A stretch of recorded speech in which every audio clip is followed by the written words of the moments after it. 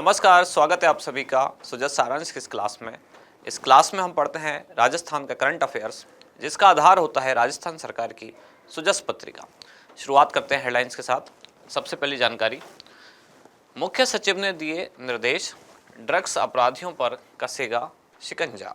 एक मीटिंग इन्होंने की अलग अलग विभाग के अधिकारियों के साथ। अगली जानकारी है कॉफी विद डिविजनल कमिश्नर। ये कार्यक्रम पाली संभाग मुख्यालय पर आयोजित किया गया। डिविजनल कमिश्नर यानी कि संभागीय आयुक्त, इनके साथ एक कार्यक्रम का आयोजन किया गया था। अगली जानकारी, राज्य में बजरी खदानों की नए सिरे से नीलामी की राह प्रशस्त। यहाँ है राजस्थान लोक सेवा आयोग से संबंधित कई परीक्षाओं की जानकारी, जैसे कि कनिष्ठ विधि अधिकारी प्रतियोगी परीक्षा 2023, मुख्य सूची में कितने अभ्यर्थी सफल हुए यानी उनका रिजल्ट आया है 138। खाद्य सुरक्षा अधिकारी 2022 परीक्षा, जिसमें 22 मई 2024 को अभ्यर्थियों की काउंसलिंग की जाएगी। सहायक अभियंता यांत्रिकी, ये प्रतियोगी परीक्षा 2023। इसके बाद है चिकित्सा विभाग में स्वेच्छा से अनुपस्थित कार्मिकों के विरुद्ध अनुशासनात्मक कार्रवाई की जाएगी। और यहाँ मृदा स्वास्थ्य कार्ड उपज बढ़ाने में सहायक। आज की क्लास में हम ये मृदा स्वास्थ्य कार्ड योजना क्या है, भारत सरकार की जो योजना है, इसको भी देखेंगे। जनाधार समस्या के निस्तारण के लिए हेल्प डेस्क जारी की गई है। जोधपुर जिले की 2 पंचायत समितियां हैं, मंडौर और केरू। राजस्थान लोक सेवा आयोग की परीक्षाओं के लिए नियंत्रण कक्ष स्थापित किया गया है। जो परीक्षाएं होने वाली हैं 16 से लेकर 24 मई, असिस्टेंट प्रोफेसर यानी कि सहायक आचार्य के लिए, पुस्तकालय अध्यक्ष के लिए, साथ ही शारीरिक प्रशिक्षण अनुदेशक परीक्षा, इन सब के लिए कंट्रोल रूम स्थापित किया गया है। आज हमारे काम की 3 मुख्य जानकारी है एग्जाम के लिहाज से। सबसे पहले कॉफी विद डिविजनल कमिश्नर कार्यक्रम, दूसरा जनाधार समस्या निस्तारण हेतु हेल्प डेस्क, और तीसरा मृदा स्वास्थ्य कार्ड योजना। शुरुआत करते हैं सबसे पहले कॉफी विद डिविजनल कमिश्नर कार्यक्रम। पहले आपने देखा होगा बहुत सारे अलग अलग जिलों में कार्यक्रम चलाए गए थे कॉफी विद कलेक्टर, जहाँ जो कलेक्टर के साथ ऐसी चर्चाएं, ऐसे संवाद आयोजित किए गए थे, यानी अलग अलग वर्गों को, चाहे उसमें बालिकाएं हैं या कभी कभी स्कूल के सारे विद्यार्थी हैं, उन सब के साथ ऐसे कार्यक्रम आयोजित किए गए। उसकी सफलता को देखते हुए ही अब संभागीय आयुक्त ने भी ऐसा एक कार्यक्रम आयोजित किया। संभागीय आयुक्त यानी डिविजनल कमिश्नर। अब ये पाली संभाग मुख्यालय पर कार्यक्रम आयोजित किया गया, और जगह कौन सी थी? जिला परिषद पाली, जहां इस कार्यक्रम का आयोजन हुआ। आयोजक कौन कौन रहे? तो पाली जिले का जिला प्रशासन और साथ ही राजस्थान सरकार का महिला अधिकारिता विभाग।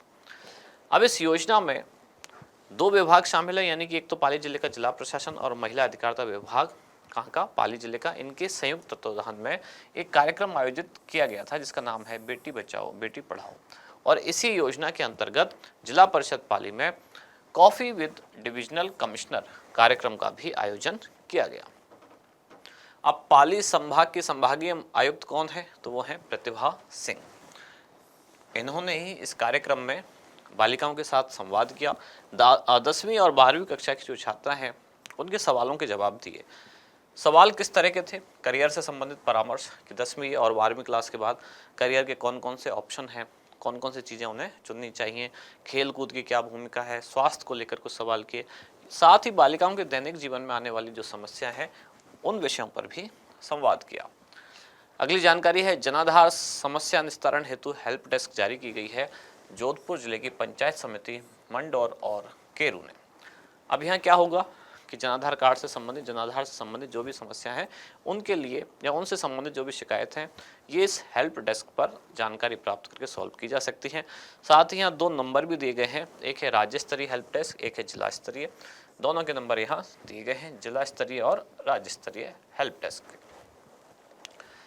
इसके बाद अगली जानकारी है मृदा स्वास्थ्य कार्ड योजना। ये भारत सरकार की एक योजना है। 19 फरवरी 2015 को योजना लॉन्च की गई। ये योजना हमारे लिए खास क्यों है? क्योंकि राजस्थान के सूरतगढ़ से ये योजना प्रारंभ की गई। भारत के प्रधानमंत्री श्री नरेंद्र मोदी ने राजस्थान के सूरतगढ़ से योजना लॉन्च की थी। कब? 19 फरवरी 2015 को। भारत सरकार के कृषि एवं किसान कल्याण मंत्रालय के तहत एक विभाग है कृषि एवं सहकारिता विभाग, ये इस योजना का संचालन करता है। क्या है मृदा स्वास्थ्य कार्ड योजना?